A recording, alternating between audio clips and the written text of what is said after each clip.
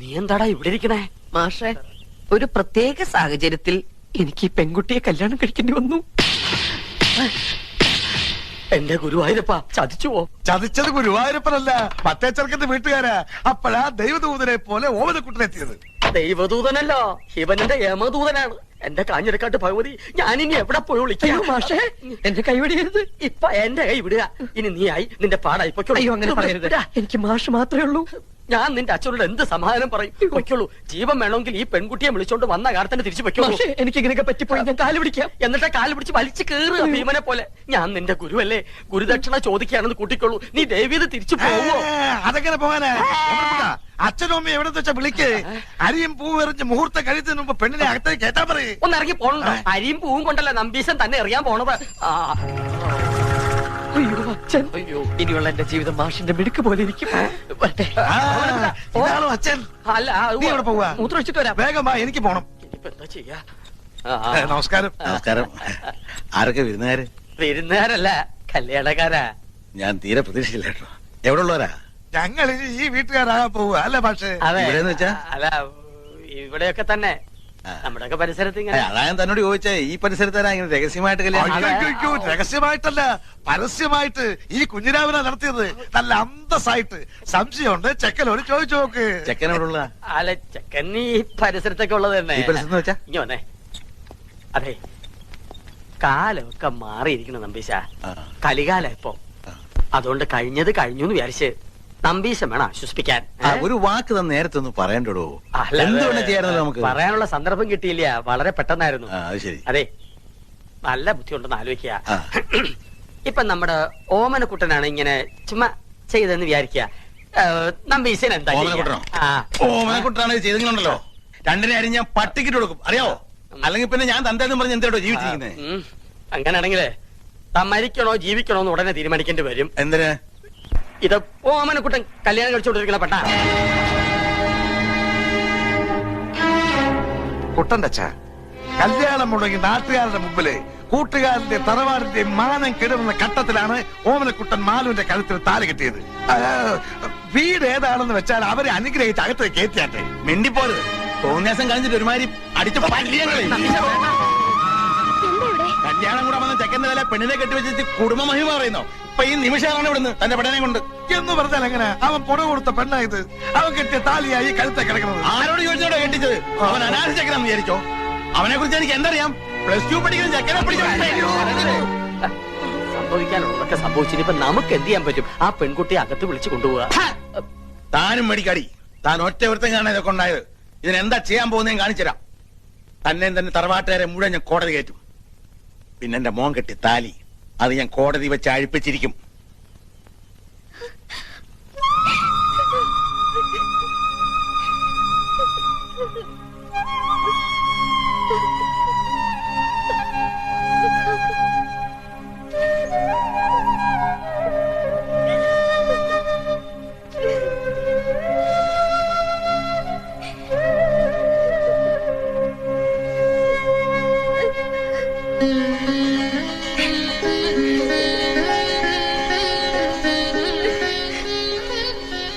ശരിയോ തെറ്റോ എന്ന് എനിക്കറിയില്ല.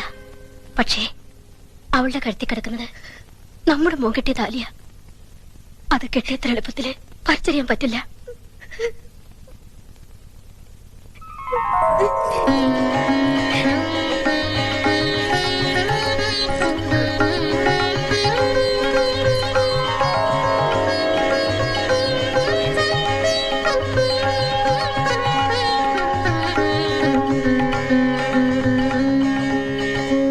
എങ്ങോട്ടാ? ഞാൻ അകത്തേക്ക്. താൻ പോണ്ട. ഇനി ഈ ബന്ധത്തിന്റെ പേരും പറഞ്ഞ് താനോ തന്റെ തറവാട്ടിൽ ആരെങ്കിലും ഈ പടി ചവിട്ടിയ അരിഞ്ഞു കളഞ്ഞൻ.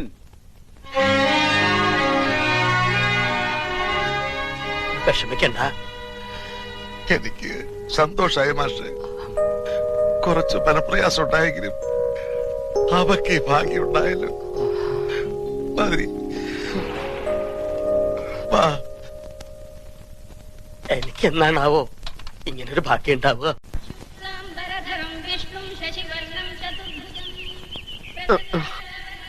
അനന്തശയനം മതിയാക്ക. നല്ല ഉറക്കം കിട്ടിയോ? ഉറങ്ങിപ്പോവും. സ്വയംവരം കഴിഞ്ഞതിന്റെ ക്ഷീണം കാണും. ഇന്നലെ ഞങ്ങൾ നിന്നെ എവിടൊക്കെ അന്വേഷിച്ചെന്നറിയോ? നീ വല്ല കടുകയും ചെയ്യുമോന്നായിരുന്നു അമ്മയുടെ പേടി. നീ അത്ര ശുദ്ധനല്ലാത്തോണ്ട് എനിക്കാ പേടിയില്ലായിരുന്നു. ശവത്തെ കുത്തരുത്. അപ്പൊ താൻ ആരാണെന്ന് സ്വയം ഒരു ബോധം ഉണ്ടല്ലോ. നന്നായി. നീ കല്യാണത്തിന് പോണോന്ന് പറഞ്ഞപ്പോ അത് നിന്റെ കല്യാണത്തിനാണെന്ന് ഞാൻ സ്വപ്നത്തിൽ കരുതില്ല. ഞാൻ പറഞ്ഞല്ലോ ഒരു അബദ്ധം. അബദ്ധങ്ങളുടെ ഒരു ഘോഷയാത്ര തന്നെയാണല്ലോ നിന്റെ ജീവിതം. പക്ഷെ ആ ഘോഷയാത്രയുടെ മുന്നിൽ കൊടിയും പിടിച്ച് നടക്കാൻ നീ എന്നെയാണല്ലോ തെരഞ്ഞെടുത്തതെന്ന് ഓർക്കുമ്പോഴാണ് ഒരു വിഷമം. അച്ഛൻ അയ്യോ എന്താ പക്ഷേ? ഹേയ് ഒന്നുമില്ല. വെട്ടുപോത്ത് വെട്ടാൻ മരണു എന്ന് പറയുമ്പോ ആരാടോ ഞെട്ടാത്തത്? അച്ഛൻ എന്ത് പറഞ്ഞു? എടാ ശിവശിവാ, അദ്ദേഹം ഉപയോഗിച്ച വാക്കുകളൊന്നും നിന്റെ മുഖത്ത് നോക്കി പറയാൻ ഒരു ഗുരുനാഥൻ എന്ന നിലയ്ക്ക് എനിക്ക് വിഷമമുണ്ട്. അത്രയ്ക്ക് വിളേച്ച. അവളെ കുട്ടി. അവൾക്ക് കുട്ടിയുണ്ടോ? അതല്ല, അവള് നിന്റെ ഭാര്യയല്ലേ? അവിടെ തന്നെ ഉണ്ട്. അവളെ വീട്ടിൽ കയറ്റിയോ? ആ, തന്റെ അമ്മയും പെങ്ങളും നിലവിളക്കും ആരതിയും ഒക്കെ ആയിട്ട് അകത്തേക്ക് കയറ്റി. പെൺകുട്ടി വലത് കാലെടുത്ത് വെച്ച് അകത്തേക്ക് കയറുകയും ചെയ്തു. മാഷെ, എനിക്കൊന്ന് വീട്ടിൽ പോണെന്നുണ്ടായിരുന്നു. അതിന് താൻ പട്ടാളത്തിലൊന്നും അല്ലല്ലോ. ലീവ് എടുത്ത് പെട്ടിയും കിടക്കോട്ട് വീട്ടിലോട്ട് കയറാൻ നേരെ വീട്ടിലേക്ക് പോവുക. അതല്ല മാഷെ, മാഷും കൂടി വന്നാ എനിക്കൊരു താങ്ങിന്. താങ്ങിനിപ്പോ ഈ 10 കയ്യിലിരിക്കട്ടെ. കൂട്ട് വേണോ അത്രേ? ഞാൻ ഒരു കാര്യം ചോദിക്കട്ടെ, ഞാൻ നിന്റെ മാഷാണോ അതോ നീ എന്റെ കാലനാണോ? രണ്ടായാലും ബലം ഒന്ന് തന്നെയല്ലേ? ഒന്ന് വെറുതെ ഇടോ.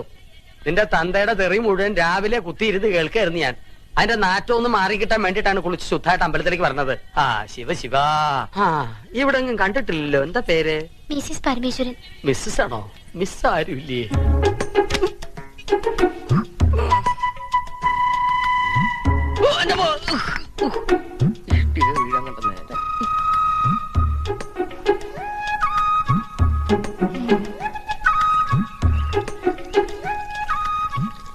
അല്ല, ഇന്നലെ മൂത്താപ്പ എവിടെയായിരുന്നു? മൂത്തപ്പത്തിന്റെ അച്ഛൻ. അച്ഛനോടെ അച്ഛാ, ദേ ഈ ചേട്ടൻ വിളിക്കണോ? അയ്യോ,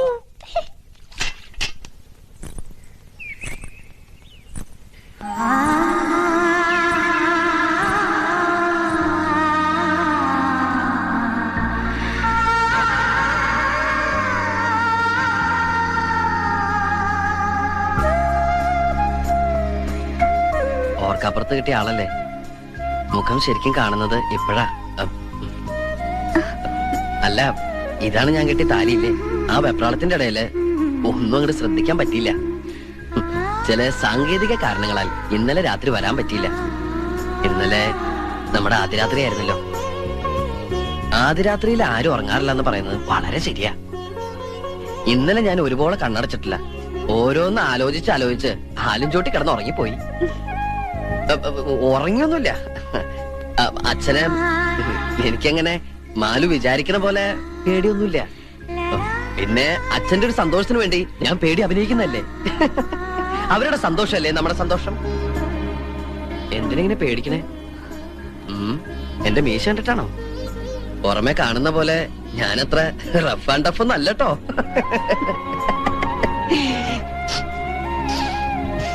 എന്തത് ഭയങ്കര ബീഡിയുടെ മണം? ഞാൻ വലിക്കില്ലട്ടോ. അച്ഛൻ ഭയങ്കര ബീഡി വലിയ. സ്റ്റാൻഡേർഡ് ഉള്ള എന്തെങ്കിലും വലിക്കാൻ പറഞ്ഞാ അച്ഛൻ കേൾക്കണ്ടേ? കൂടുതൽ വലിപ്പിക്കലടാ മോനെ.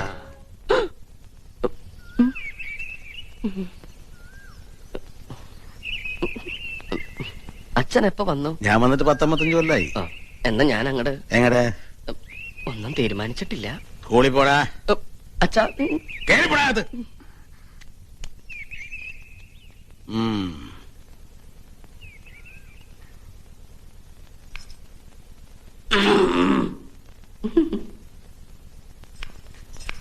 അമ്മേ, ഇപ്പൊ എന്തിനാ ഇങ്ങോട്ട് വന്നേ?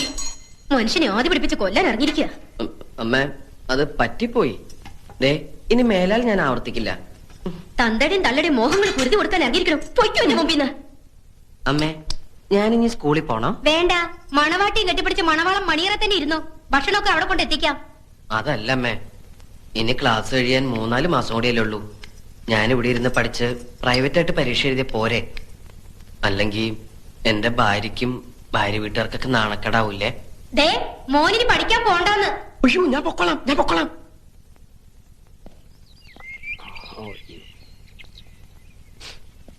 എന്താടാ കള്ളു ഷാപ്പിൽ നിന്ന് ഇറങ്ങണ പോലെ മുഖം മറച്ച് ഇറങ്ങി പോണത്? വെറുതെ കാലും നീട്ടിയിരുന്ന് ചാമ്പൽ വലിച്ചു കേട്ടാണ്ട് ശംഭോ മഹാദേവെന്ന് വിളിക്കേ. മനസ്സ് മാറട്ടെ.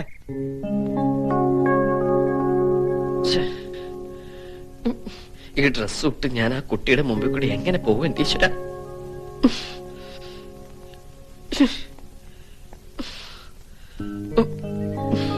കൊണ്ടാറടങ്ങാനായിട്ട് ആടയാഭരണങ്ങളൊക്കെ അണിഞ്ഞു കഴിഞ്ഞല്ലേ?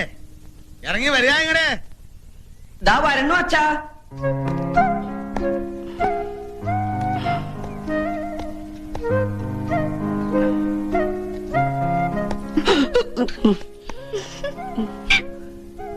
മാനം പോയി. കൈ എവിടാ? ഉണ്ട്. എടുത്തേട്ടെ. പുസ്തകം എടുത്തിട്ടുണ്ടോ? ഉവ്വ്. Instrument box? ഉവ്വ്. എഴുതാനുള്ള പെന്ന്? ഉവ്വ്. ശരിക്കും അവിടെ മുറുകട്ടാ? ഉവ്വ്. അല്ലല്ലോ മുറുക. ആവാം. പണക്കെട്ടുമായിട്ട് എവറസ്റ്റ് കിടക്കാൻ പോകല്ലേ? ഒരു ടെൻസിങ് നടക്കുന്നു. എടാ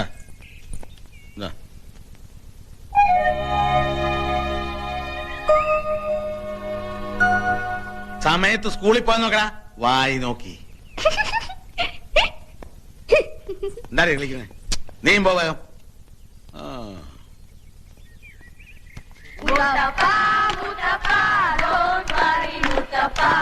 കല്യാണം കഴിഞ്ഞു മുത്തപ്പ. മുത്തപ്പ മുത്തപ്പ don't worry മുത്തപ്പ. കല്യാണം കഴിഞ്ഞു മുത്തപ്പ. മുത്തപ്പ മുത്തപ്പ don't worry മുത്തപ്പ. കല്യാണം കഴിഞ്ഞു മുത്തപ്പ. മുത്തപ്പ മുത്തപ്പ don't worry മുത്തപ്പ. കല്യാണം കഴിഞ്ഞു മുത്തപ്പ. ഓമനക്കുട്ട മിസ്സസ് എങ്ങനെയുണ്ട് സുന്ദരിയ?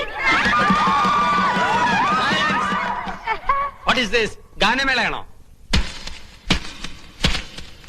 സുധാര ഇന്നത്തെ മെയില 4 മണി ഓർഡർ. മാഷ് ഒരു ഭാഗ്യവാനാ അല്ലടോ? അല്ല മാഷെ എപ്പോഴാ പാർട്ടി നടത്തുന്നത്? എന്ത് പാർട്ടി? മോനൊരു പെണ്ണിനെ കെട്ടിക്കൊണ്ട് വന്നില്ലേ? 10 പൈസ ചെലവില്ലാണ്ട്.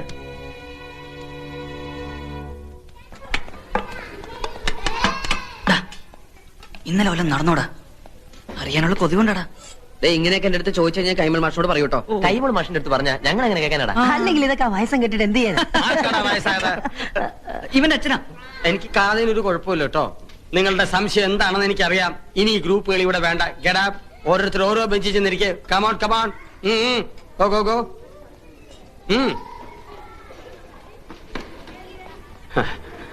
പിള്ളേരെ വഴിതെറ്റിച്ചാലുണ്ടല്ലോ. അതിന് ഞാനൊന്നും പറഞ്ഞു. കഷ്ടം. ഇരുന്ന് കഴിക്കേ.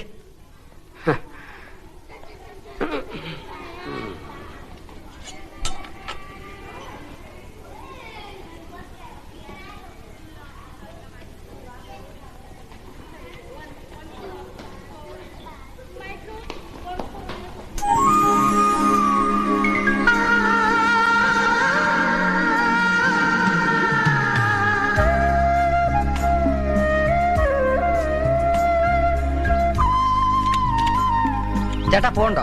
ഇപ്പൊ പൂവില്ല, വൈകുന്നേരം വരെ ഇവിടെ തന്നെ കാണും. എന്തേ? അതല്ല പൂവേ, ഈ ഫ്ലവർ ഈ ഇരിക്കുന്നത് പൂവല്ലാതെ പിന്നെ എന്തിട്ടാടോ? തനിക്ക് എന്താ വേണ്ടേ? ഇത്തിരി പൂ വേണം. ചുവന്ന പൂ മതിയോ? ചെത്തി മതിയോന്ന്? ചെത്തൊന്നും വേണ്ട. നല്ല അടക്കം ഒതുക്കുള്ള പെമ്പിള്ളേർക്ക് ചൂടാൻ പറ്റിയ പെൺകുട്ടികളല്ലാണ്ട് പിന്നെ ആൺകുട്ടികൾ ചൂടോ പൂവ്? മുല്ലപ്പൂ മതിയോ? ഒരു 5 മീറ്റർ താ. 5 മീറ്ററോ? അല്ലെങ്കിൽ വേണ്ട, ഈ ചോറ്റുപാത്രം നിറയിട്ടുള്ളൂ. ചോറ്റുപാത്രം നിറയോ? ഉണ്ണാനാ? അല്ല ഇങ്ങോട്ട് ഇറോ പൂക്കാര.